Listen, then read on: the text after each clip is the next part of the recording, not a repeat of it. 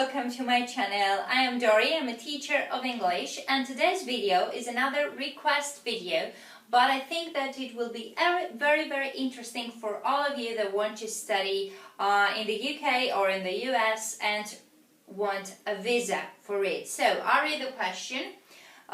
Could you please upload a video of how to behave with a visa officer and tricks and tips, please?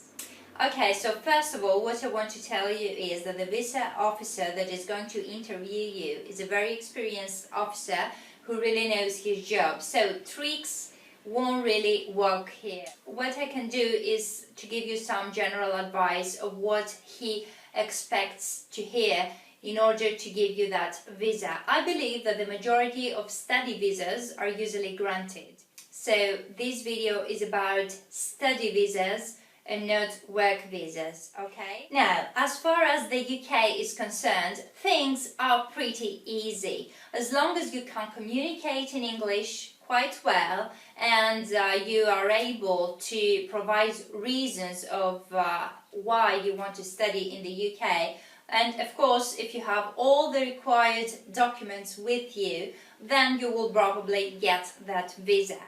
However, keep in mind that you must have already been offered a place on a course in a university. This is a requirement. Overall, you must be calm, organized, and very clear and specific in your answers. These things help.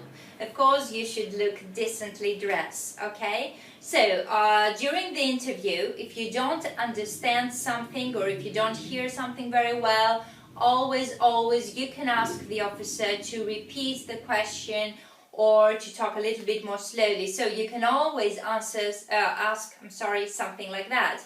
Could you please repeat the question, or could you please talk a little bit more slowly? You can do these things and they are not going to count against you. So first things first, they will ask you your name and your date of birth. So the question could be something like that. Could you please tell me your name and the date of your birth, or what is your name and your birth date? And in this case you will answer, my name is, for example, let's just say, my name is Yumiko Tanaka and my date of birth is the 21st of January 1995. They will definitely ask you, where will you be studying? So in this case you have to be clear and provide as much details as possible. So if you can't be specific, for example, you can answer something like that. I will be studying, for example, economics. I will be studying economics at City University. Always mention the university of your choice. The more information you know about it, the better. So be prepared before the interview, because they will ask you some things about that. For example, they may ask you, when does the course start? So in which case you have to know the exact start day of your program. So you will answer, my course starts, or the start date of my course is the 15th of October, for example. Obviously then they're going to ask you some details about the course of your choice and the reasons of why you chose it. For example, what is the course of your choice about and why did you choose a program like that? So again, it depends a little bit of your own personal choice and your own personal reasons. So you have to be able to be really clear and specific of why you choose something like that, and you have to know some things to talk about it. But as an example answer, you could say, I will be studying economics at City University and I choose this course because a degree in economics will help me find a job in the future, and the skills and expertise that I will acquire during the years of my studies will help me pursue a career in the future. For example, I strongly advise you not to memorize answers, The experienced examiners can really understand that, and this is going to count against you. But of course, always feel free to practice these answers lots of times until you're able to talk about this matter without memorizing answers and without any extra help, okay? They will most certainly ask you, why did you choose this specific university or this particular institution? So you have to be able to talk about it a little bit, about the university of your choice. Answers like, well, this was the only university that actually accepted me. These answers are not going to work very well for you, so you have to be prepared for something else. For example, an answer could be, upon research, I found out that this university is one of the best in the field of studies that I'm interested in, and also I know that it has a very good reputation in terms of higher education. Of course, if you want to add even more advantages about the university of your choice, you can feel free to add even more, but this again is something that is based on your personal choice and preference. They may also ask you, why did you choose the UK for your studies? Again, you may have your own personal reasons for choosing the UK, but an example answer could be, I chose the UK because I'm very interested in British culture in general, and I really like the English language. Also, I know for a fact that the UK has a very good reputation in higher education, and again you can say that the college, the institution of my choice, is one of the best in the field that I'm interested in. Of course, they may not ask you all the questions that I give you here, they may just ask you some of them, but it is very wise to be prepared for all of them because you never know what they're going to ask you. Another important factor for them is the issue of your residence. So they may ask you, where will you be staying during your studies, where you will you be living during your studies. So in this case you have to know what you're going to do in terms of residence. For example, you could answer, I intend to rent a room with fellow students from my country of origin. You can say that I intend to stay with friends and relatives that already live here, or I intend to use the accommodation provided by the university. Be sure that any answer you're giving is the truth, because they are going to ask you details about it most probably, and you have to be able to answer them. Another question could be, what are your plans for the future after you complete your studies? Again, this is a little bit personal. It is about what you intend to do, but an example answer could be, I intend to pursue a master's degree and develop my skills even more, or I intend to apply for jobs and start putting into practice my skills and expertise that I acquired during my studies. Also, they might ask you, is this the first time you apply for a visa? In this case, of course, you answer the truth. They might ask you some information about the town that you're going to live in, so be prepared for that too by saying some things about this specific town. For example, you could say, I like it there, I like it very much because it is a big international city with many opportunities for me. You can also say that people are very friendly here, or that you already have friends and relatives and you know more or less the city that you're going to live in. As you can see, they may ask you different questions, but they will be more or less around the same topics, about your studies, about the university of your choice, about where you're going to be staying, and about the city that you're going to live in, more or less about the same topics. So be sure to be prepared for these kind of questions. They may also ask you about your IELTS score, in which case you will answer your overall band score, and if they ask you for a specific section that you may have a weakness, be ready to answer how you intend to deal with this. For example, if you are a little bit weak, for example, in writing, you can answer something like, I am aware that I'm a little bit weaker in writing compared to other sections, so I intend to attend some extra classes in order to solve that. So be ready to provide solutions if you already know that you lack some skills concerning your IELTS scores, okay? Overall, remember to be clear and to provide concise and specific answers. Be confident and show that you know what you're talking about.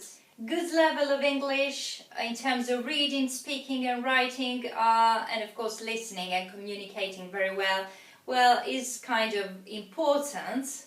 But in case you're already accepted by a university there, then you probably have nothing to fear about. Now, this is all about the UK. If you're interested in studying in the US, well, that's a different story, and we will talk about this in a following video, in the part 2 of this video, because regarding the US, things are a little bit different. I hope this helps. If you have any questions or comments, please do leave them down below, or in Facebook, Twitter and Google+. I've added all 3 links down below in the description box. Thank you very much for watching. Good luck with your studies.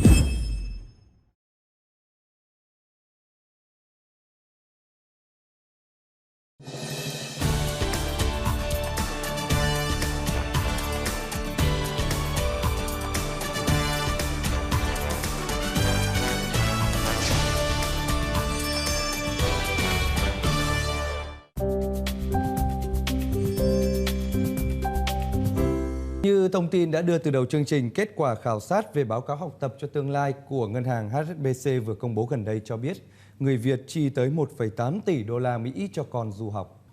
Và theo bản báo cáo học tập cho tương lai của HSBC tiết lộ thì nhiều bậc cha mẹ đặt kỳ vọng cao về mặt giáo dục cho con cái. Hơn 50% phụ huynh cho rằng tốt nghiệp đại học là chuẩn tối thiểu cần phải có để con cái họ có thể đạt được những mục tiêu quan trọng trong cuộc đời.